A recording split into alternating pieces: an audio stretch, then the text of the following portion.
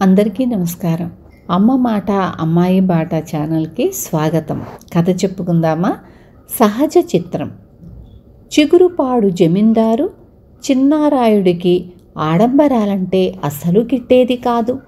ఆశ్రితుల్లో ఎవరైనా ఆయనకు లేని లక్షణాలు ఆపాదించబోయినా, పొగడ్తలతో సంతోషపరచాలని చూసినా అలాంటి వాళ్లను సత్కరించడానికి బదులు తీవ్రంగా మందలించేవాడు.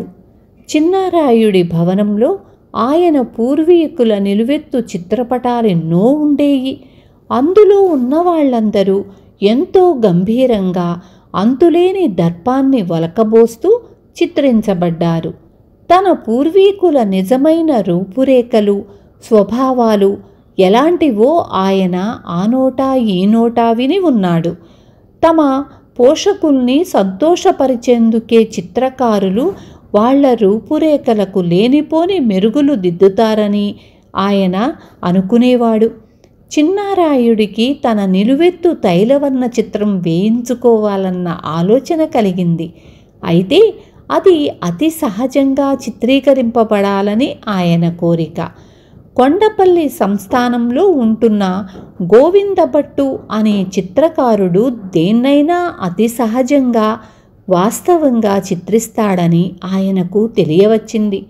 జమీందారు గోవిందభట్టును పిలిపించి, మీరు గొప్ప చిత్రకారులని విన్నాను.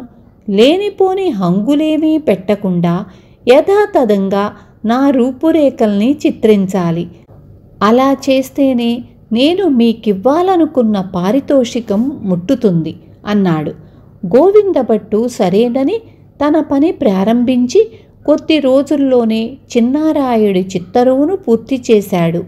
తరువాత దిద్దవలసిన తుది మెరుగులన్నీ దిద్ది చిత్రపటాన్ని చిన్నారాయుడి దగ్గరకు తీసుకుపోయి, ప్రభువులు చెప్పినట్లుగానే చిత్రం అతి సహజంగా తయారైంది, ఒకసారి పరికించండి అన్నాడు. గోవిందభట్టు చెప్పిన దాంట్లో అబద్ధం ఏమీ లేదు. ఆయన జమీందారును సహజాతి సహజంగా చిత్రించాడు. కానీ గోవిందభట్టును పరీక్షించాలనే ఉద్దేశ్యంతో చిన్నారాయుడు, నీ చిత్రకళా నైపుణ్యాన్ని పొగడటం కోసం కాకపోతే ఇది అచ్చు నా రూపమే అని ఎలా రూఢీపరచగలవు అని అడిగాడు. దానికి గోవిందభట్టు, చిత్రం పూర్తి కాగానే దీన్ని మన పడుగుపాడు జమీందారు పాపారాయుడు గారికి చూపించాను. చిత్రం మీ నిజరూపానికి ప్రతిబింబం అనటంలో సందేహం లేదని వారు అభిప్రాయపడ్డారు అన్నాడు. ఆ జవాబుకు జమీందారు ఆశ్చర్యపోతూ, పాపారాయుడికి మాకు మనస్పర్ధలున్నాయి. అంతేకాక అతడికి చిత్రకళ లాంటి వాటి పట్ల ఏమాత్రమూ ఆసక్తి లేదు. అలాంటి వాడికి నా చిత్తరువు చూపించడంలో నీ ఆంతర్యం అర్థం కావటం లేదు అన్నాడు. పాపారాయుడి గారికి మీకు మధ్య విరోధభావం ఉన్నదన్న సంగతి నాకు తెలుసు. ఆ కారణం వల్లనే చిత్తరువులో ఏదైనా అసహజం లాంటిది ఉంటే బాహాటంగా చెప్పటానికి ఆయన సంకోచించరు. అందుకే వారికి చూపించాను అని చప్పిపడుతున్న మీ దవడలను, కుడి కణితి కింద ఉన్న గాయపు మచ్చను నేను గోప్యంగా చిత్రించినా వారు గుర్తించారు. ఉన్నవాణ్ణి ఉన్నట్లుగా చిత్రించావు. ఏమైనా కోపం తెచ్చుకుంటాడేమో చూసుకో అన్నాడు గోవిందభట్టు. చిన్నారాయుడు అదా సంగతి అని ఒక్క క్షణం ఆగి, ఇక్కడి దివాణంలో ఎవరికైనా చూపించావా అని అడిగాడు గోవిందభట్టును. అవును, దివాను గారికి, మహారాణి గారికి చూపించాను. వారి అభిప్రాయం ఏమిటో తమరే స్వయంగా తెలుసుకోండి అన్నాడు గోవిందభట్టు. చిన్నారాయుడు దివానుకు కబురు పెట్టి తైలవర్ణ చిత్రాన్ని గురించి ఆయన అభిప్రాయం ఏమిటో చెప్పమన్నాడు.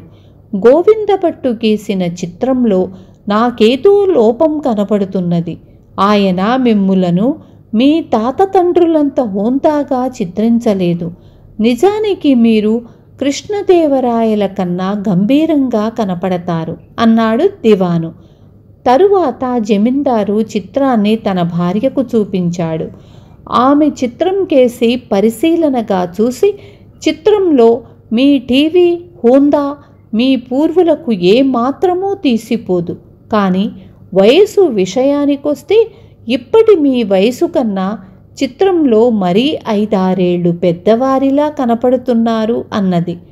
చిన్నారాయుడు ఆ మాటలకు మందహాసం చేసి గోవిందభట్టుతో, నా మీద భక్తి విశ్వాసాల వల్ల దివాను, ప్రేమానురాగాల కారణంగా మహారాణి చిత్రాన్ని గురించి సరియైన అంచనా చెప్పలేదు.